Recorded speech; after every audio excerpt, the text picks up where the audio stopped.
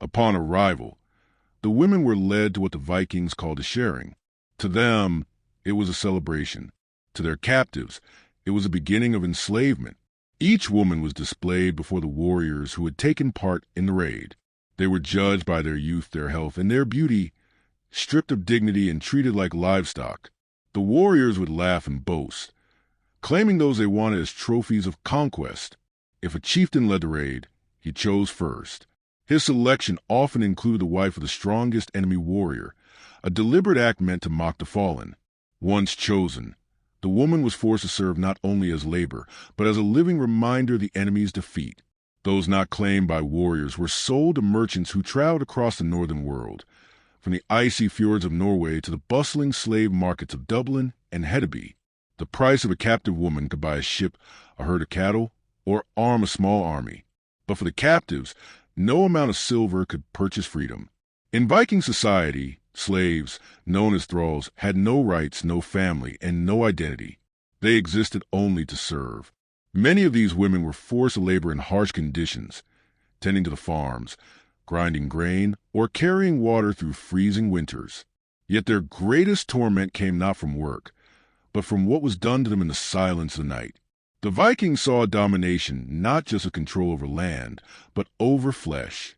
They believed that possessing the wives of the men they had killed granted them the fallen warrior's strength and honor.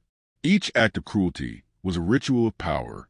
Some women fought back, refusing to speak, eat, or look their captors in the eye. Others were broken slowly, through fear, humiliation, and isolation. With each passing season, their old names were forgotten, replaced with new ones chosen by their owners. A few bore children from their captors, children who grew up never knowing they were born of violence. Among the Norse, bloodlines meant everything. These children, neither slave nor free, carried both shame and strength. Some were raised as servants, others as heirs, but all were bound by a silent legacy, the violence that created them. In some Viking settlements, the taking of captives was marked by ritual.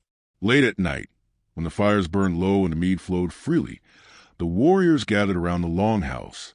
Drums echoed like distant thunder, and chants filled the air, songs that called upon Odin, Freya, and other gods of war and desire.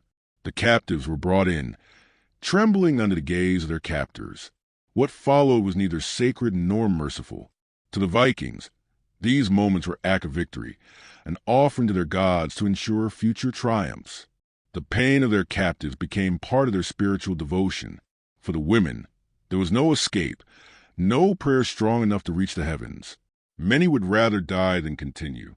Some did, taking their own lives when opportunity arose. Others endured, waiting for the faint hope of rescue or death. To the Norse, suffering was not a curse, it was a test. Pain, they believed, revealed the favor of the gods. But for the captives, there was no such comfort. Their gods had fallen silent. As months turned to years, some began to forget their native tongue. They spoke in the words of their captors, not out of choice, but because memory itself became too painful. The once proud wives of warriors became shadows moving through the longhouses, carrying water, mending furs, and tending fires for men who had destroyed everything they loved. Still within them, a faint ember of defiance survived. In whispered prayers, in secret songs sung under their breath, they held on to fragments of who they once were. And sometimes, though rarely, fate offered them a chance at vengeance. There are tales told by later chroniclers, stories of Viking women who themselves had been captives but rose to power through cunning and endurance. One such tale speaks of a woman who became the concubine of a chieftain, bore him a son, and one night, when the settlement slept, set fire to the longhouse, burning her captor alive before escaping into the frozen woods.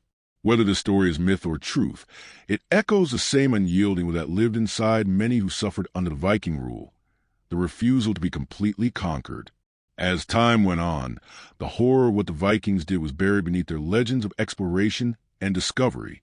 But for those who lived through it, the captives who bore their pain in silence, the true legacy of the Viking age was not glory or adventure. It was grief. In the final part, we'll uncover how these stories faded from history and why, even today, the world hesitates to speak of them.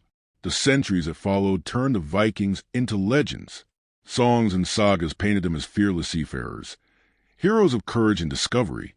Their longships became symbols of adventure, their gods immortalized in myth. But history, written by victors and softened by time, rarely speaks of the women whose suffering built those legends. Beneath the tales of conquest lies a silence shaped by fear, shame, and deliberate forgetting. The wives of the fallen were erased from memory, their names lost, their pain buried under the weight of hero worship. To remember them would mean confronting what glory truly cost. Archaeologists have uncovered evidence of Viking raids stretching across Europe, from the British Isles to the Slavic lands, from the coast of Spain to the rivers of France. In every place the Vikings touched, the same story repeated itself. Villages burned, men slain, and women taken.